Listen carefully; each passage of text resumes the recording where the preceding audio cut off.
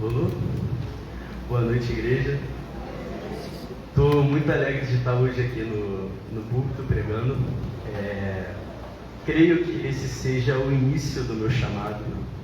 Eu não esperava, há um ano atrás, eu estar aqui no púlpito pregando, até porque há um tempo atrás eu nem pensava em pisar na igreja, nem pensava em estar na presença do Senhor, até porque eu não sabia o que era isso, mas Deus, em sua graça e sua bondade, hoje me permitiu estar aqui. Eu quero agradecer a Noemi, o Léo, o pastor, por essa oportunidade de estar aqui pregando. E Deus, há um tempo atrás, Ele tinha botado uma coisa na minha cabeça, um tema, porque eu tinha uma mania de ficar escrevendo pregações, para, se aparecesse algum momento, eu usar numa oportunidade que eu tivesse. E Deus botou no meu coração: o que é ser um seguidor de Jesus? O que faz alguém ser um seguidor de Jesus? Então eu escrevi 3 tópicos.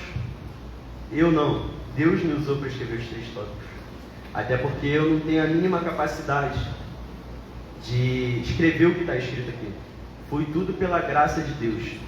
É pela graça que eu estou aqui, é pela bondade e pelo amor de Deus que eu estou aqui. Eu gostaria de falar do primeiro tópico, que é ser um martírio.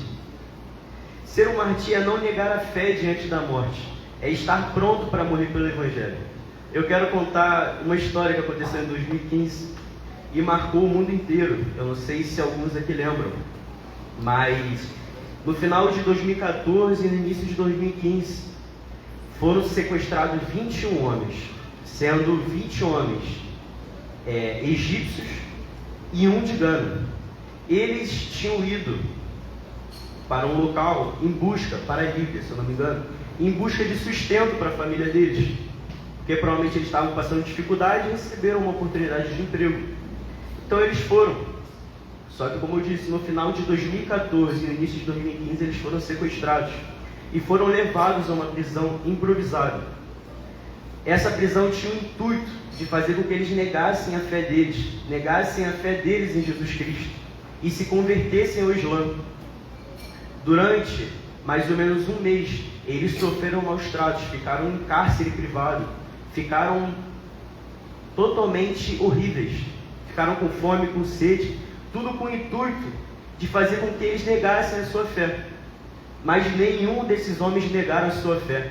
Pelo contrário, eles continuaram falando que Jesus era o Salvador deles. Em nenhum momento eles negaram, porque eles tinham a certeza que Jesus salvou eles e que Jesus morreu por eles. Até que no dia 15 de fevereiro de 2015 foi divulgado um vídeo com um nome, uma mensagem assinada com sangue para a nação da cruz. E nesse vídeo mostram 21 homens entrando no alcance em que a câmera pegava e sendo postos ajoelhados. E atrás de cada um desses homens havia um homem armado, com um facão e com uma arma de fogo. E todos esses homens que iam morrer pelo que acreditavam, estavam vestindo laranja. Até que eles foram postos de joelho. E nesse momento, eles tiveram a oportunidade de negar a fé deles. Eles puderam falar: eu nego Jesus, eu aceito o Islã. Mas não, em nenhum momento eles falaram isso. Até que os homens foram mortos. Infelizmente eles foram mortos. Eles foram degolados. Mas o que eu quero falar com isso? Que eles puderam negar sua fé, mas eles não negaram, porque eles sabiam que esperava eles no céu era maior do que a morte física do corpo deles. Quem esperava eles no céu era Jesus Cristo, o Salvador deles. E uma curiosidade dessa história é que esse um homem que era de Gana, ele não era cristão. Ele não era. Só que ao ver a fé desses homens, ao ver que esses homens não negaram de forma alguma a sua fé em Jesus Cristo, ele falou que o Deus deles é o meu Deus. Ele falou que Jesus Cristo era o Salvador deles, por causa da fé daqueles homens. Infelizmente foi morto. E no final desse vídeo mostra o mar vermelho com o sangue deles. Mas graças a Deus, eles estão hoje com Jesus Cristo. Eu não tenho dúvidas disso. Eles morreram pelo Evangelho. Eles morreram pelo que ele acreditavam. E eu creio que hoje muita gente esteja sido inspirada por essas pessoas. Muita gente foi tocada por essas pessoas. E ser um seguidor é estar pronto para morrer por Cristo. Em Romanos 12:1, Paulo nos fala: portanto, irmãos, peço pelas misericórdias de Deus, que ofereçam o corpo de vocês como sacrifício vivo, santo e agradável a Deus. Devemos estar sempre prontos para morrer pelo Evangelho. E eu não falo sobre só uma morte física, mas eu falo sobre uma morte mental, sobre deixar de ter uma mentalidade e deixar que Cristo ponha uma nova mentalidade em vocês. E devemos sempre estar prontos para negar a nós mesmos, porque o verdadeiro martírio não começa quando você vai morrer pelo Evangelho, mas começa no seu dia a dia, quando você tem que negar você mesmo. É perder a si mesmo todo dia, até que Cristo deixe de somente fazer parte da sua vida e se torne a sua própria vida. É ter a mesma mentalidade que Paulo teve em Filipenses 1:21. Porque para mim viver é Cristo e morrer é lucro. É tudo se reduzir a nada comparado a Cristo. É as minhas paixões, os meus desejos se tornarem a nada comparado com o que eu tenho com Cristo, comparado com o amor de Cristo. É clamar, é adorar, é evangelizar, é entregar a si mesmo por Cristo até que nada mais importe, até que os seus bens materiais não importem, até que nada mais importe. Cristo se torne o centro da sua vida. Cristo se torne a sua vida. Esvazie de si mesmo, assim como Cristo se esvaziou. Em Filipenses 2, dos 5 a 11 está escrito: tende vós o mesmo sentimento que também houve em Cristo Jesus, pois ele, subsistindo em forma de Deus, não julgou como usurpação ser igual a Deus. Antes a si mesmo se esvaziou, assumindo a forma de servo, tornando-se semelhança de homens e reconhecido em figura humana. A si mesmo se humilhou, tornando-se obediente até a morte de cruz. Pelo que Deus também o exaltou sobre madeira e lhe deu o nome que está acima de todo nome, para que ao nome de Jesus se dobre todos os joelhos, nos céus e na terra e debaixo da terra, e toda língua confesse que Jesus Cristo é o Senhor, para a glória de Deus Pai. Quando Cristo se torna a sua vida, tudo perde valor. O seu eu perde o trono. E viver para de ser sobre nós e passa a ser sobre Cristo. Passa a ser sobre fazer as vontades dele. Passa a ser sobre amar a Deus acima de todas as coisas. Passa a ser sobre amar o seu próximo. Passa a ser sobre viver por ele. O Evangelho é sobre isso. É sobre matar a sua velha natureza e deixar que a nova natureza em Cristo cresça em nós. Deixar Deus agir na sua vida e finalmente se tornar quem Deus te chamou para ser. Ter a sua identidade de filho de Deus restaurada. E parar de viver de acordo com as paixões da carne e os padrões desse mundo. Em Romanos 12:2, Paulo vai nos falar: e não vivam conforme os padrões desse mundo, mas deixem que Deus os transforme pela renovação da mente, para que possam experimentar qual é a boa, agradável e perfeita vontade de Deus. É deixar de agir como quem vive no mundo, é passar a agir como quem mora no céu, é passar a agir como um filho de Deus. E eu queria passar para o segundo tópico. Não tem como falar o que é ser um seguidor de Jesus sem eu falar o que é ter amor de Cristo. Para nós sermos seguidores de Jesus, nós precisamos amar. Em João 13, 34 e 35, Jesus vai nos dizer: um novo mandamento lhes dou, amem uns aos outros como eu os amei. Vocês devem amar-se uns aos outros. Com isso todos saberão que vocês são meus discípulos, se vocês se amarem uns aos outros. Então como que alguém vai saber se eu sou um seguidor de Jesus?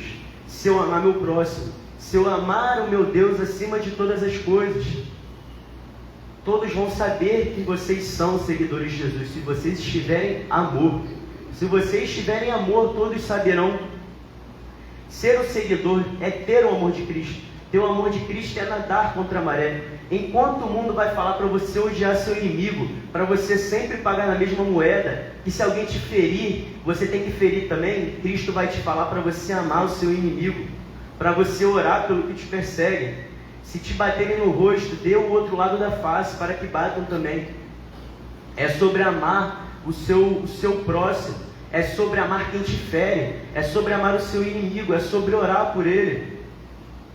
E eu não falo isso só façam o bem por fora. O seu interior também importa. É sobre mesmo ferido, ainda assim amar quem te feriu. É sobre ainda mesmo injustiçado, querer o bem da pessoa. Cristo, quando foi capturado pelos soldados, injustiçado na mão dos fariseus, ferido, torturado, crucificado, ele não desejou o mal de ninguém. Ao contrário, ele ainda pediu a Deus para que perdoassem eles, pois eles não sabiam o que estavam fazendo. É sobre ter essa mesma mentalidade de Cristo. É sobre amar quem te fere. É sobre amar quem te persegue. É sobre não desejar o mal, mas desejar o bem. A palavra vai nos dizer em 1 João 3,18 que nós não amemos de palavra nem de língua, mas por obra e em verdade. O nosso amor, acima de tudo, deve ser com um coração puro, buscando ajudar sem olhar a quem, buscando amar, buscando ajudar, independente da pessoa. E eu observo uma coisa no nosso dia a dia, uma coisa que muitos fazem e que eu também já fiz muito, infelizmente. Por muitas vezes necessitados estão pedindo comida nos mercados, nas padarias, e nós só passamos reto por eles, ignorando eles. Aí eu pergunto para vocês, estamos glorificando a Deus fazendo isso? Estamos mostrando que somos servos de Deus fazendo isso? Estamos mostrando que temos amor pelo nosso próximo? Ignorando uma pessoa que pede comida? Ignorando uma pessoa que está com fome e sede? Lembrem-se, sempre que negamos ajuda aos necessitados, estamos negando ajuda ao próprio Cristo. Em Mateus 25, 42 ao 45, Jesus vai falar: pois eu tive fome e vocês não me deram de comer, tive sede e nada me deram para beber, fui estrangeiro e vocês não me acolheram, necessitei de roupa e vocês não me vestiram, estive enfermo e preso e vocês não me visitaram. Então eles também responderam: Senhor, quando te vimos com fome ou com sede, ou estrangeiro, ou necessitado de roupas, ou enfermo ou preso e não te ajudamos? Jesus respondeu: digo-lhes a verdade, o que vocês deixaram de fazer a algum destes mais pequeninos, também a mim deixaram de fazer. Então, sempre que negamos ajuda a necessitados, estamos negando ajuda ao próprio Cristo. Devemos sempre olhar para o nosso próximo com um olhar de amor, com um olhar de querer ajudar. Nosso amor deve ser sempre livre de preconceitos, ego e má vontade. Sem o amor nada somos. Sem o amor somos capazes de todo tipo de maldade, porque na nossa carne só há maldade. Eu gostaria de ler agora 1 Coríntios 13. Se vocês quiserem abrir. Eu poderia falar todas as línguas que são faladas na terra e até no céu, mas se não tivesse amor, as minhas palavras seriam como o som de um gongo ou como o barulho de um sino. Poderia ter o dom de anunciar mensagens de Deus, ter todo o conhecimento, entender todos os segredos e ter tanta fé que até poderia tirar montanhas do seu lugar, mas se não tivesse amor, eu não seria nada. Poderia dar tudo o que tenho e até mesmo entregar o meu corpo para ser queimado, mas se eu não tivesse amor, isso não me adiantaria nada. Quem ama é paciente e bondoso. Quem ama não é ciumento, nem orgulhoso e nem vaidoso. Quem ama não é grosseiro, nem egoísta. Não fica irritado, nem guarda mágoas. Quem ama não fica alegre quando alguém faz uma coisa errada, mas se alegra quando alguém faz o que é certo. Quem ama nunca desiste, porém suporta tudo com fé, esperança e paciência. O amor é eterno. Existem mensagens espirituais, porém elas durarão pouco. Existe o dom de falar em línguas estranhas, mas acabará logo. Existe o conhecimento, mas também terminará. Pois os nossos dons de conhecimento e as nossas mensagens espirituais são imperfeitas. Mas quando vier o que é perfeito, então o que é imperfeito desaparecerá. Quando eu era criança, falava como criança, sentia como criança e pensava como criança. Agora que sou adulto, parei de agir como criança. O que vemos agora é como uma imagem imperfeita num espelho embaçado. Mas depois veremos face a face. Agora o meu conhecimento é imperfeito, mas depois conhecerei perfeitamente, assim como sou conhecido por Deus. Portanto, agora existem essas três coisas: a fé, a esperança e o amor. Porém, a maior delas é o amor. Vou ler mais uma vez. Portanto, agora existem essas três coisas: a fé, a esperança e o amor. Se eu tenho fé e não tenho amor, do que isso me adianta? Se eu tenho esperança, mas não tenho amor, do que isso me adianta? Devemos amar o nosso próximo, os nossos inimigos. Devemos amar a todos, independente do que eles façam para nós. Devemos sempre amar. Devemos sempre buscar nos revestir do amor de Cristo, das armaduras do Evangelho, até que não sobre mais nada, até que a minha mentalidade se torne amar o meu próximo. E eu gostaria de ir por terceiro tópico. Esse terceiro tópico, basicamente, são os dois primeiros tópicos. O terceiro tópico é ser um verdadeiro adorador. Em João 4,23, Jesus vai falar: mas a hora vem, e agora é, em que os verdadeiros adoradores adorarão o Pai em espírito e em verdade, porque o Pai procura a tais que assim o adorem. Ser um verdadeiro adorador é muito diferente de estar todo domingo na igreja, cantando, adorando, chorando. A verdadeira adoração nasce de um coração quebrantado, um coração amoroso, um coração voltado para Deus, um coração que busca as vontades dele. A sua adoração não começa na igreja, mas sim quando você entra no seu quarto. A sua adoração não começa na igreja, mas sim lá fora, quando você tem que amar o seu próximo, quando você tem que negar a si mesmo, quando você tem que se esvaziar. A sua adoração começa nesse momento. Em Miqueias 6, do 6 a 8, vai falar: o que é que eu levarei quando for adorar o Senhor? O que oferecerei ao Deus Altíssimo? Será que deverei apresentar a Deus bezerros de um ano para serem completamente queimados? Será que o Senhor ficará contente se eu oferecer milhares de carneiros? Ou milhares e milhares de rios de azeite?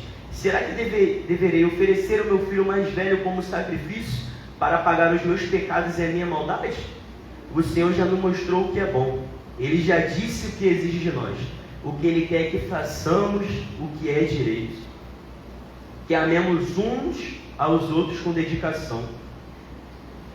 E que vivamos em humilde obediência ao nosso Deus. Então Deus não procura holocaustos. Deus não procura bens materiais. Deus não procura aparência espiritual. Deus não procura performance. Deus procura um coração voltado para a sua vontade. Um coração quebrantado por Ele. A sua adoração começa no momento em que você precisa perdoar o seu inimigo, perdoar quem te feriu. A sua adoração começa quando você mata a sua velha natureza e deixa a nova natureza em Cristo nascer. A sua adoração nasce quando você esvazia de si mesmo e deixa Cristo direcionar a sua vida. A adoração não é somente ter palavras lindas no lábio, uma boa aparência, enquanto o seu coração está longe de Deus. Em Mateus 15:8 vai dizer: este povo me honra com os lábios, mas o seu coração está longe de mim. Eu sempre que faço alguma coisa de errado, eu me comparo com os fariseus. Porque por muitas vezes os fariseus, os fariseus eles são retratados como hipócritas na Bíblia. E às vezes eu fico me questionando. Sempre leio a Bíblia, sempre busco fazer a vontade de Deus, mas tem vezes que parece que eu sou cego para a palavra, sabe? E teve uma vez que eu percebi que eu estava como esse versículo. Eu honrava a Deus com os lábios, mas meu coração estava longe dele. Eu buscava ir à igreja para cantar, eu buscava para socializar, não para adorar a Deus, não para buscar a Deus cada vez mais. Minha adoração era só com os lábios, não era com o meu modo de viver, não era com o meu coração, não era com a minha alma. Eu estava totalmente errado. E foi aí que Deus me deu um puxão de orelha.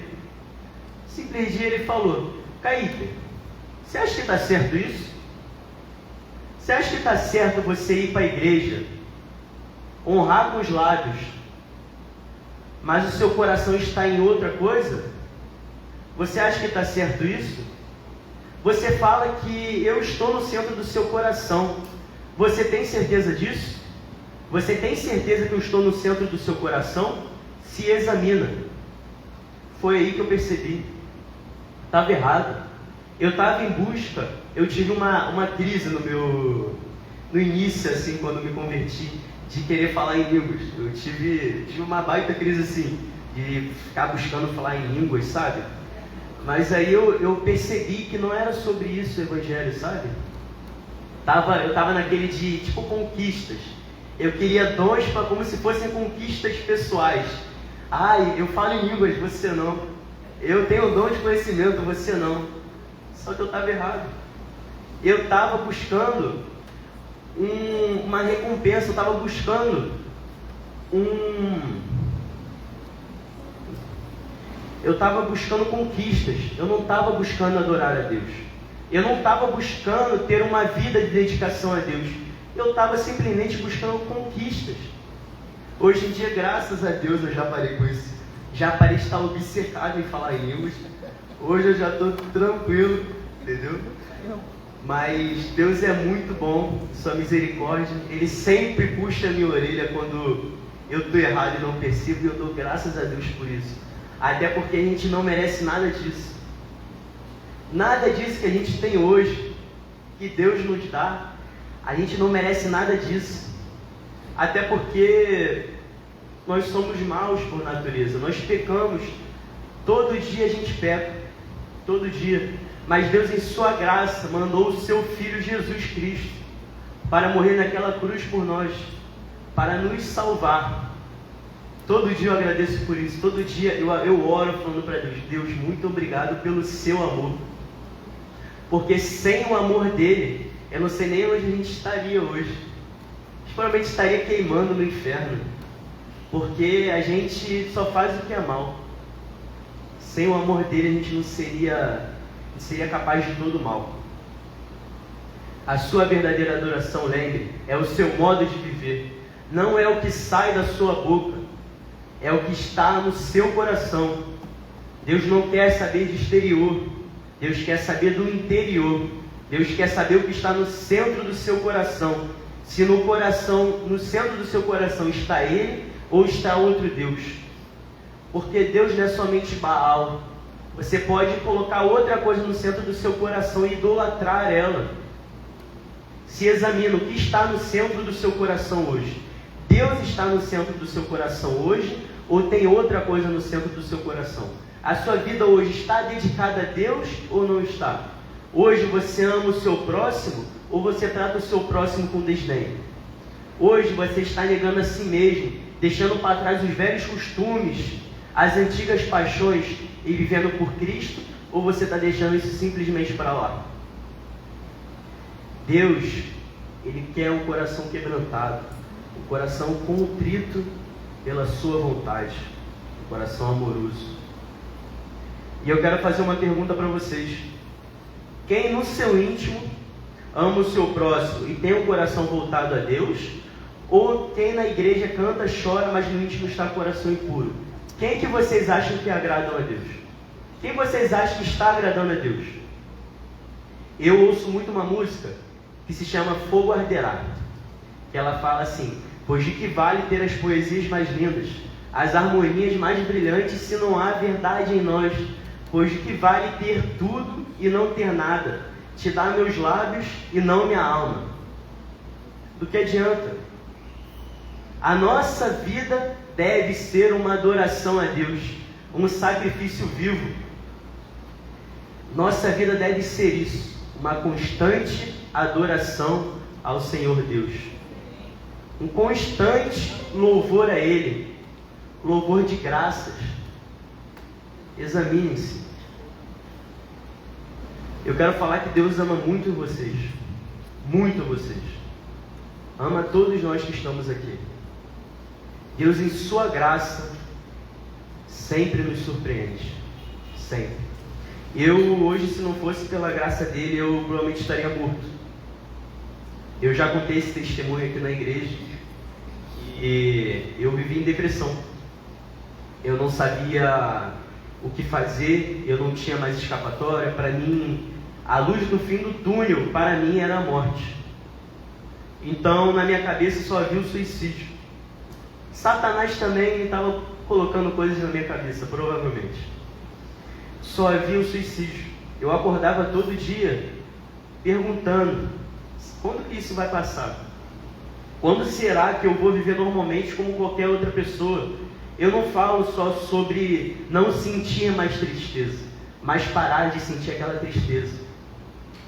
Até que Deus, no momento mais inesperado, me alcançou. Ele, com a sua graça, me alcançou. E eu creio que alcançou cada um de vocês também, com a sua graça e misericórdia. Porque eu estava num momento muito complicado. Eu estava vivendo totalmente em desacordo com Deus. Totalmente. Eu não era cristão, mas na vida que eu levava, eu não sei como Deus me resgatou. Não sei como Deus olhou para mim e falou: eu amo ele. Eu quero tirar ele desse lugar. Eu não sei como, mas Deus, em sua graça, me salvou. E eu creio, eu tenho a certeza que salvou cada um de vocês que está aqui hoje. Eu não sei o que vocês passaram, estão passando, mas eu quero falar que Deus ama todos vocês. Hoje pode estar difícil, mas a alegria sempre vem pela manhã. O choro pode durar uma noite, mas a alegria, ela vai vir pela manhã. Alegrem-se em Deus. Deus é o nosso socorro. Fujam para Deus. Deus é o nosso Pai. Deus ama muito vocês. Eu quero agradecer. A palavra foi meio curta, até porque foi a minha primeira vez, mas eu quero agradecer vocês por essa oportunidade, por ter me ouvido aqui hoje. Deus ama cada um de vocês, saibam disso, e que isso fique na cabeça de vocês. Obrigado.